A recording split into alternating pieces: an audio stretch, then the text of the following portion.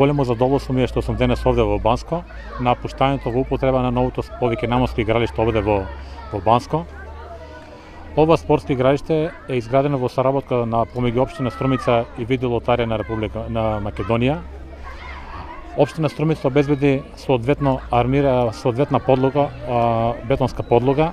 Инвестицијата која општина Струмица ја при реализацијата на овие игралиште изнесува 1.755.000 денари и заедно во другиот дел во соработка со Видео лотарија беше обезбедена соодветна гумена тартан подлога, оградување на истото игралиште и потребните реквизити.